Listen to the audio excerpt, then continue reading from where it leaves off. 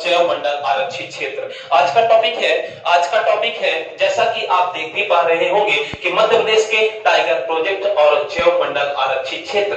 यदि आज बात करी जाए कि सबसे पहला क्वेश्चन तो यही उठता है कि सर टाइगर प्रोजेक्ट किसे कहा जाता है? तो ये बाघों के संरक्षण के लिए एक यह योजना चलाई गई, यह एक नीति बनाई गई दोस्तों, और यह बनाई गई थी सबसे पहले 1973 में। यह विश्व की सबसे बड़ी परियोजना थी, यानी योजना थी कि जो कि हमारे भारत में ही बनाई गई, और उसमें यह कहा गया कि हम बाघों का संरक्षण करेंगे। और 1973 में सबसे पहले यह कार्यक्रम चलाया गया। यह जो चला गया सबसे पहले भारत में किस राष्ट्रीय उद्यान में चलाया गया, यह आपसे पूछा जा सकता है। भले ही आज हम ये टॉपिक मध्य प्रदेश पे चर्चाएं होगी, ये मध्य प्रदेश आप पढ़ रहे हो, लेकिन पहले देश के बारे में आपको बताएंगे कि ऐसा कौन सा वो राष्ट्रीय उद्यान था जहां देश में सबसे पहले टाइगर प्रोजेक्ट लगाया गया था। ठीक है, तो सबसे पहला जो टाइगर प्रोजेक्ट था दोस्तों, ये जब सबसे पहले टाइगर प्रोजेक्ट में शामिल था वो था कौन सा? जिम कॉर्बेट राष्ट्रीय उद्यान। ये जिम कॉर्बेट राष्ट्रीय उद्यान ही देश का पहला ऐसा राष्ट्रीय उद्यान था जो कि जिम कॉर्बेट राष्ट्रीय उद्यान उत्तराखंड राज्य में स्थित है, जहां पर 1973 में सबसे पहले यह टाइगर प्रोजेक्ट लगाया गया था, यानी टाइगर प्रोजेक्ट में उसे शामिल किया गया था। ठीक है, बात समझ पा रहे हैं आप लोग? हमने कहा कि विश्व का भारत का सबसे पहला कौन सा ऐसा राष्ट्रीय उद्यान था जिसे प्रोजेक्ट टाइगर में शामिल किया गया? वो जिम कॉर्बेट उत्तराखंड का था, जो 1973 में ही जब ये प्रोजेक्ट टाइगर लाया गया था तभी सबसे पहले जिम कॉर्बेट राष्ट्रीय उद्यान में ही इसे शामिल किया गया था। ठीक है, ये पहला क्वेश्चन बना। यदि बात करते हैं, यदि और आगे बढ़ते हैं कि अब हम थोड़ा सा मध्य प्रदेश पे चर्चा करते हैं कि मध्य प्रदेश के ऐसे कौन कौन से राष्ट्रीय उद्यान हैं जो प्रोजेक्ट टाइगर में शामिल है। ठीक है, तो हम मध्य प्रदेश आज पढ़ रहे हैं तो मध्य प्रदेश पे ही चर्चाएं हम ज्यादा करेंगे। तो मध्य प्रदेश के ऐसे कौन कौन से राष्ट्रीय उद्यान हैं जो प्रोजेक्ट टाइगर में शामिल हैं? आपने सीखा कि यह जो योजना लाई गई थी सन 1973 में लाई गई थी, और दोस्तों हमारे मध्य प्रदेश का जो पहला ऐसा राष्ट्रीय उद्यान था कान्हा किसली राष्ट्रीय उद्यान, जो 1974 में इसे प्रोजेक्ट टाइगर में शामिल किया गया था। यानी 1973 में यह आया था प्रोजेक्ट टाइगर, लेकिन यह शामिल हुआ था 1974 में हमारे मध्य प्रदेश का ये कान्हा किसली। याद रखिएगा, देश का पहला राष्ट्रीय उद्यान तो जिम कॉर्बेट है जो प्रोजेक्ट टाइगर में शामिल हुआ, लेकिन मध्य प्रदेश का आज हम पढ़ेंगे तो मध्य प्रदेश में हम बता रहे हैं आपको कि मध्य प्रदेश का कान्हा किसली था जो कि प्रोजेक्ट टाइगर में शामिल हुआ। तो यदि क्वेश्चन आपसे पूछा जाए कि मध्य प्रदेश का ऐसा कौन सा राष्ट्रीय उद्यान है जो कि सबसे पहले प्रोजेक्ट टाइगर में शामिल हुआ, तो याद रखिएगा यह कान्हा किसली राष्ट्रीय उद्यान जो मध्य प्रदेश का पहला ऐसा राष्ट्रीय उद्यान है जो प्रोजेक्ट टाइगर में शामिल हुआ। चलिए और आगे बढ़ते हैं। यदि बात करी जाए दोस्तों, यदि बात की जाए अब यह बांधवगढ़ की, तो बांधवगढ़ में आप देखेंगे कि 1993 में यह प्रोजेक्ट टाइगर में शामिल हुआ। यदि बात करते हैं संजय गांधी की, तो यह 2008 में यह संजय डुगरिया संजय गांधी राष्ट्रीय उद्यान यह सन 2008 में प्रोजेक्ट टाइगर में शामिल हुआ। यदि बात करते हैं दोस्तों पेंच राष्ट्रीय उद्यान की, तो यह पेंच राष्ट्रीय उद्यान यह टाइगर प्रोजेक्ट में शामिल हुआ सन 1992 में। यदि बात करते हैं दोस्तों होशंगाबाद में स्थित यह सतपुड़ा राष्ट्रीय उद्यान की, यह टाइगर प्रोजेक्ट में शामिल हुआ है सन 1983 में। इसी तरह पन्ना को भी याद रखिएगा, यानी पन्ना टाइगर प्रोजेक्ट शामिल हुआ है सन 1995 में। याद रखिएगा। तो इस तरह आपने देखा हमारे मध्य प्रदेश के इन राष्ट्रीय उद्यानों को। ठीक है, तो आपको सबसे पहले यह पता होना चाहिए कि हमारे मध्य प्रदेश के अंदर यह 12 राष्ट्रीय उद्यान है, और 12 में से 6 ऐसे राष्ट्रीय उद्यान हैं जो कि प्रोजेक्ट टाइगर में शामिल है। 12 में से कितने राष्ट्रीय उद्यान प्रोजेक्ट टाइगर में शामिल हैं? 6, और एक जो है वो अभ्यारण्य है। याद रखिएगा इस क्वेश्चन को बहुत ध्यान से कि एक जो है वो अभ्यारण्य है, यह रातापानी अभ्यारण्य है। यह राष्ट्रीय उद्यान ना होकर यह एक अभ्यारण्य है, और रातापानी रायसेन को याद रखिएगा यह सन 2010 में टाइगर प्रोजेक्ट में शामिल हुआ। तो मध्य प्रदेश में भी पूछा जाए, क्वेश्चन की प्रवृत्ति को समझिएगा और क्वेश्चन किस प्रकार से एग्जामिनर पूछेगा थोड़ा ध्यान से सुनने की कोशिश करिएगा। यदि एग्जामिनर आपसे पूछे कि मध्य प्रदेश में टोटल कितने टाइगर प्रोजेक्ट हैं, तो आपका आंसर होगा 7। लेकिन यदि वो क्वेश्चन ऐसा पूछ ले कि मध्य प्रदेश में ऐसे कौन कौन से राष्ट्रीय उद्यान हैं जो टाइगर प्रोजेक्ट में शामिल हैं, तो आप आंसर दीजिएगा 6। क्या आंसर देंगे? क्योंकि राष्ट्रीय उद्यान पूछेगा तो राष्ट्रीय उद्यानों की संख्या बताएंगे, क्योंकि आपको पता है यह रातापानी यह राष्ट्रीय उद्यान न होकर यह एक अभयारण्य है, तो अभयारण्य को हम अलग से ही राष्ट्रीय उद्यान में जोड़ के तो नहीं पढ़ेंगे, ठीक है। तो इसमें आप याद रखिएगा यह रायसेन जिले में स्थित यह रातापानी यह एक अभयारण्य है, यह एक क्या है? राष्ट्रीय उद्यान नहीं है। बाकी ये सबके सब राष्ट्रीय उद्यान है और ये सबके सब टाइगर प्रोजेक्ट में शामिल है। तो मैंने यहाँ पे लिख भी दिया है कि मध्य प्रदेश में 7 टाइगर प्रोजेक्ट है, जिसमें से 6 राष्ट्रीय उद्यान है और 1 अभयारण्य है। इसमें मैंने ये लिख भी दिया है, ठीक है। तो आप बहुत अच्छे से इसे याद रखिएगा। तो इस तरह आपको और समझ में आने की चीजें, ठीक है। और इस पे चर्चाएं करते हैं और चर्चाएं करते हैं ठीक है। यदि हम बात करें भारत में 52 टाइगर प्रोजेक्ट है, यदि बात की जाए इसमें हमने जो लिखा है वन लाइनर फैक्ट है, तो भारत में टोटल कितने हैं? 52 टाइगर प्रोजेक्ट हैं, जिसमें से 7 हमारे पास है। कितने हैं? 7, ठीक है। 52 टोटल है इंडिया में, लेकिन 7 किसके पास है? हमारे पास है, ठीक है। चलिए, तो इतनी भी आप बात समझ पा रहे होंगे। चलिए, और यदि बात करी जाए इस और इन राष्ट्रीय उद्यान इन टाइगर प्रोजेक्टों की, तो आप याद कैसे करोगे? तो चलिए एक ऐसा जुगाड़ बता देते हैं जिससे आपको याद हो जाएगा कि हमारे मध्य प्रदेश के ऐसे कौन कौन से वो राष्ट्रीय उद्यान हैं या अभयारण्य हैं जो कि इन टाइगर प्रोजेक्ट में शामिल हैं, ठीक है। इनका सन तो आपको याद करना पड़ेगा, लेकिन हम उनका नाम याद करा सकते हैं। आपको एक कोशिश करते हैं नाम याद कराने की, ठीक है। तो आप कुछ ऐसा ध्यान रखिएगा, अपने घर गांव अपने व्यवहारिक जीवन में आपने ऐसा देखा भी होगा कि जब आप कभी किसी के साथ रात में घूमने जाते हैं तो उसको ऐसा कुछ कह देते हैं कि संजय, कैसे याद रखेंगे कि कान्हा गया रात में लेकर संजय को साथ क्या करने? पेच बांधने। फिर से ध्यान से सुनिएगा, इसमें कोई बात नहीं है, बस एक लाइन है, बस एक लाइन है। हम लिख देते हैं तब ज्यादा अच्छे से आपको समझ में आएगा कि कान्हा गया रात में, क्या लिखा हमने कि कान्हा, बोलते जाइएगा, कान्हा गया रात में, कान्हा गया रात में लेकर संजय को साथ। क्या करने सर, क्या करने गया था? पेच बांधने। पेच बांधने मतलब समझते हैं आप? जी, उल्लट कसने।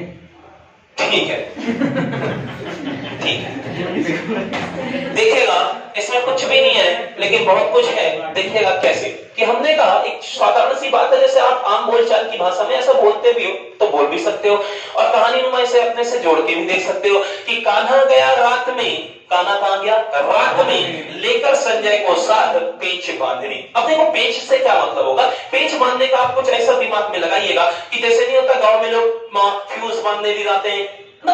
आप देखिए गांव को देखिएगा, गांव में ऐसा जब गांव में खेती होती है, रात में पानी लगाया जाता है, तो आप फ्यूज बांधते हो कि लाइट का फ्यूज बांधते हो, या और भी बहुत सारी चीजों से आप तुलना कर सकते हो, ठीक है। कि आपने, हाँ जी सर, शर्मा जी आप बड़ा मुस्कुरा रहे हैं, आपने भी कहीं पेच बांधा है क्या?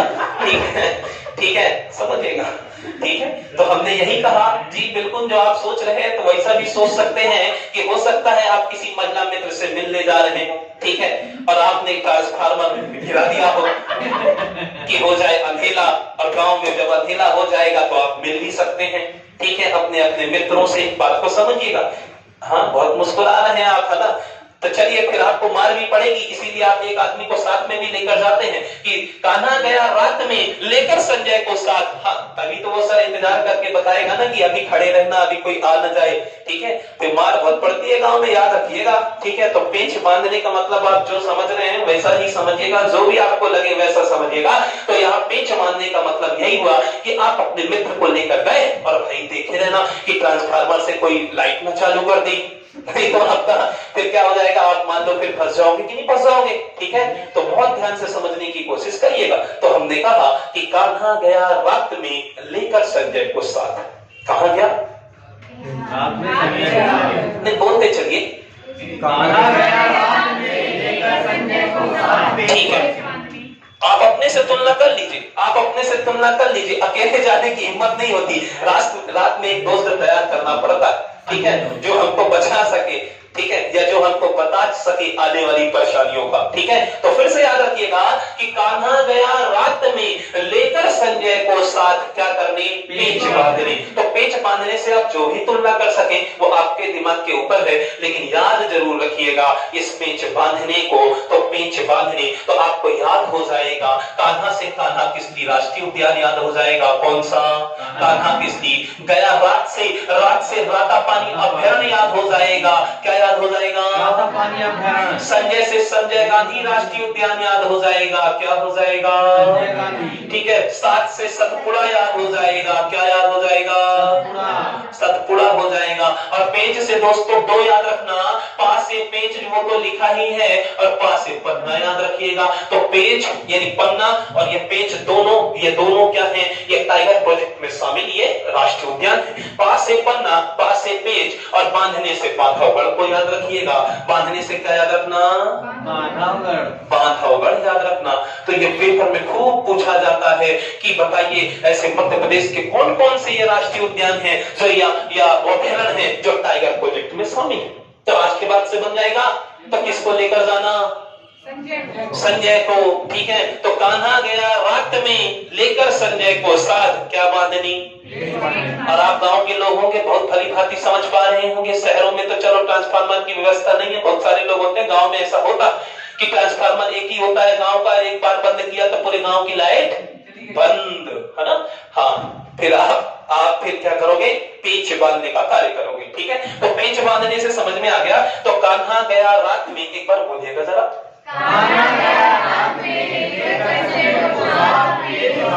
ठीक है। तो कान्हा से कान्हा किसली जो राष्ट्रीय उद्यान है वो टाइगर प्रोजेक्ट में शामिल है। ठीक है। ठीक है। गया रात से रातापानी ये अभयारण्य है जो टाइगर प्रोजेक्ट में शामिल है। लेकर संजय से संजय गांधी राष्ट्रीय उद्यान है जो टाइगर प्रोजेक्ट में शामिल है।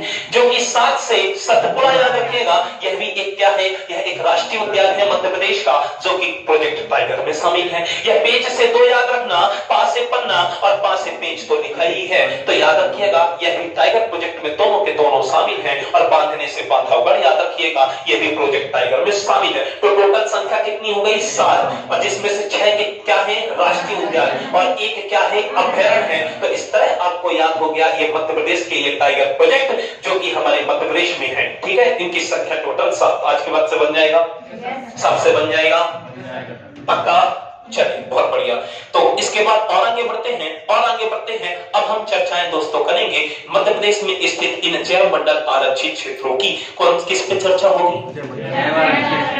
मध्य प्रदेश में स्थित इन जैव मंडल जिसे हम इंग्लिश में बायोस्फीयर रिजर्व कहते हैं। और दोस्तों यह भारत में इनकी संख्या 18 है। कितनी है? 18। ये बायोस्फीयर रिजर्व पूरे भारत में भी बात करी जाए तो इनकी टोटल संख्या 18 है, जिसमें से हम मध्य प्रदेश वालों के पास इनकी संख्या कितनी है? 3 है। कितनी है? 3 है।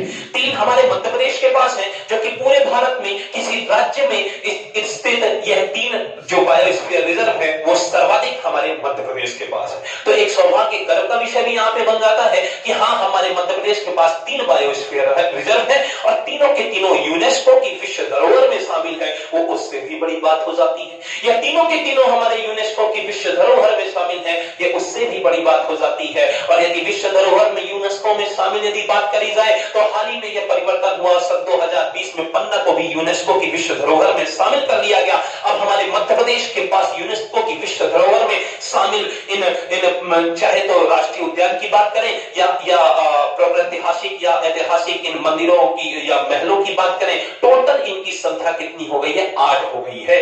ठीक है। टोटल कितनी हो गई है? 8। ये 3 कौन से कहलाए? ये राष्ट्रीय उद्यान या बायोस्फीयर रिजर्व कहलाए जो कि यूनेस्को की साइट में शामिल है। और 5 क्या है? खजुराहो, सांची, भीमबेटका, ग्वालियर और ओरछा। ग्वालियर के किले और ओरछा के ये किले दोस्तों, ये 5 ये हो गए और 5 और 3 मिलाकर 8 हो गए। ये 8 के 8 हमारे यूनेस्को की विश्व धरोहर में मध्य प्रदेश राज्य से शामिल है, याद रखिएगा। और टोटल संख्या इनकी देश में यूनेस्को की विश्व धरोहर की 40 है, जिसमें से अभी हाल ही में एक हुआ है गुजरात का, यह हड़प्पा सभ्यता से जुड़ा हुआ धौलावीरा, याद रखिएगा। ये आपको मैंने वन लाइनर फैक्ट भी बता दिए। चलिए, तो बातें हो रही थी तो मैंने अधिक जानकारी के लिए आपको ये बातें बताई, लेकिन याद रखिएगा अभी हम पढ़ रहे हैं क्या? मध्य प्रदेश में स्थित इन बायोस्फीयर रिजर्व की। अभी हम क्या पढ़ रहे हैं? मध्य प्रदेश में स्थित इन बायोस्फीयर रिजर्व की। तो हम देखेंगे कि पहला है पचमढ़ी। यह पचमढ़ी दोस्तों, यह एक बायोस्फीयर रिजर्व है, यानी जिसे हम हिंदी से जैव मंडल आरक्षित क्षेत्र कहते हैं।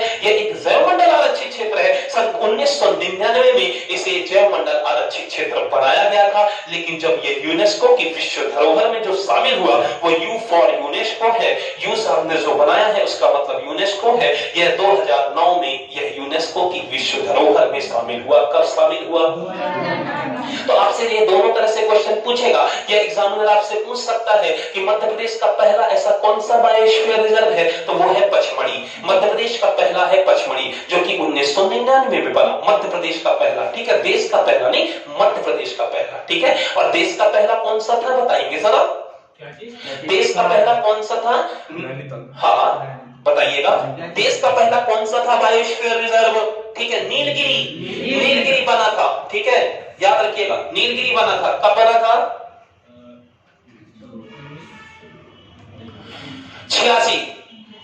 1986 में बना था, ठीक है। और देश का सबसे बड़ा बायोस्फीयर रिजर्व कच्छ कारण, ठीक है। देश का सबसे छोटा बायोस्फीयर रिजर्व दोस्तों ये डिब्रू-साइखोवा होगा, याद रखिएगा, ठीक है। तो याद रखेंगे पचमढ़ी मध्य प्रदेश का पहला बायोस्फीयर रिजर्व है जो 1999 में बना। यदि बात करेंगे यूनेस्को की विश्व धरोहर में कब शामिल हुआ, तो सन 2009 में शामिल हुआ, ठीक है। कब शामिल हुआ? 2009, ठीक है। देखिए मध्य प्रदेश तो पढ़ रहे हैं, लेकिन चर्चाएं देश पे भी होती जाएंगी, क्योंकि आपका जो आप जितना आपने पढ़ रखा है उसको आपको थोड़ा एक रिवीजन हो जाए, ठीक है। आपको पता चलना चाहिए और चीजों को लिंक करके जोड़ना चाहिए, जिससे आप एग्जाम में बैठे तो गलती ना कर दें। जब मध्य प्रदेश पूछेगा तो मध्य प्रदेश बताना, जब देश के बारे में पूछेगा तो देश का बताना। अब देश पूछ रहा है तो मध्य प्रदेश ना बताया ना, नहीं तो गलती कहला जाएगी, कोई मतलब ही नहीं निकलेगा। तो इसलिए हम बार बार आपको ऐसे बताने की कोशिश कर रहे हैं कि जब बात मध्य प्रदेश की होगी तो मध्य प्रदेश पूछेंगे, ठीक है। और क्वेश्चन को बड़ा ध्यान से सुनिएगा, क्योंकि क्वेश्चन की प्रवृत्ति ऐसे ही एग्जामिनर बनाते हैं, क्योंकि वो आपको फंसाने की कोशिश करेंगे,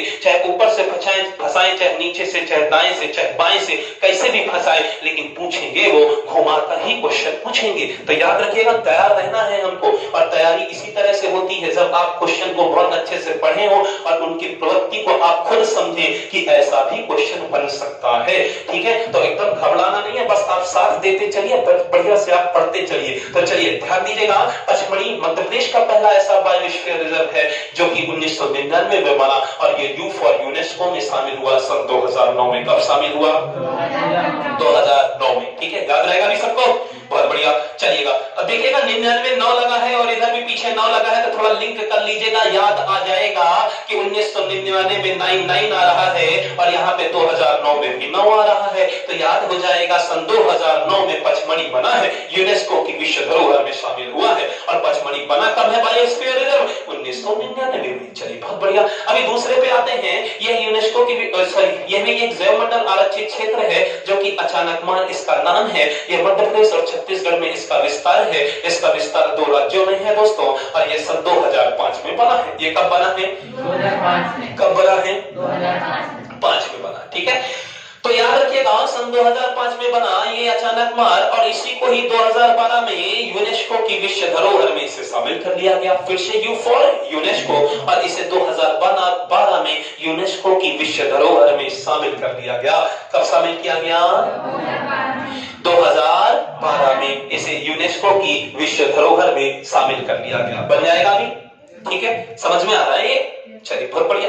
यदि बात करी जाए पन्ना की, तो दोस्तों ये पन्ना सन 2011 में ये मध्य प्रदेश में स्थित ये पन्ना राष्ट्रीय उद्यान सन 2011 में यह क्या हुआ है? बायोस्फीयर रिजर्व बना है। ये पन्ना सन 2011 में ये बायोस्फीयर रिजर्व बना है, और यूनेस्को की विश्व धरोहर में शामिल हुआ ये सन 2020 में। कब शामिल हुआ? ठीक है, तो समझ में आया सबको? तो देखिएगा पचमढ़ी पहला था, 1999 में बना था, और 2009 में ये किस में शामिल हुआ? यूनेस्को में शामिल हुआ। यदि बात करें अचानकमार की, यह अचानकमार 2005 में यह क्या हुआ है? यह जैव मंडल आरक्षित क्षेत्र बना है, और 2012 में इसे किस में शामिल किया गया? यूनेस्को की विश्व धरोहर में शामिल किया गया। यह पन्ना बना है 2011 में, और 2020 में हाल ही में इसमें परिवर्तन करके इसे अपन ने देखा कि परिवर्तन नहीं कहेंगे, मतलब इसमें शामिल किया गया इसे यूनेस्को की विश्व धरोहर में 2020 में। तो याद रहेगा सबको, ठीक है, सबको बन जाएगा। ये था आज का टॉपिक दोस्तों, बहुत ही ज्यादा इंपॉर्टेंट, ठीक है। बाकी जानकारी मैंने इसमें लिख दी है, आप देख भी सकते हैं। टाइगर प्रोजेक्ट में शुरुआत हुई थी 1973 सरलता से कर दिया हमने। नागार्जुन एक राष्ट्रीय उद्यान है, ठीक है, ये आंध्र प्रदेश में है और यहाँ पर नागार्जुन एक परियोजना भी है जो कि क्या है, यह कृष्णा नदी पे है दोस्तों, ठीक है, और आंध्र प्रदेश और तेलंगाना के ये बॉर्डर पे है, याद रखिएगा। यह एक बायोस्फीयर रिजर्व नहीं है, लेकिन ये एक क्या है, एक टाइगर प्रोजेक्ट में शामिल, यह एक राष्ट्रीय उद्यान तो है ही है। तो याद रखिएगा ये नागार्जुन सागर या श्री शैलम भारत का क्या है, सबसे बड़ा बाघ अभ्यारण्य है जो एपी मतलब आंध्र प्रदेश में है, ठीक है। और बोर टाइगर रिजर्व भारत का सबसे बड़ा बाघ अभ्यारण्य है, जो सबसे छोटा बाघ अभ्यारण्य है जो कि कहां है, महाराष्ट्र में है। तो सबसे बन जाएगा, ठीक है। तो इन वन लाइनर फैक्टों को आप अच्छे से याद रखिएगा। तो आज का टॉपिक यहीं तक समाप्त होता है। आज हमने पढ़ा ये बहुत ही ज्यादा महत्वपूर्ण यह टॉपिक को। तो जय हिंद दोस्तों, जय हिंद, जय भारत।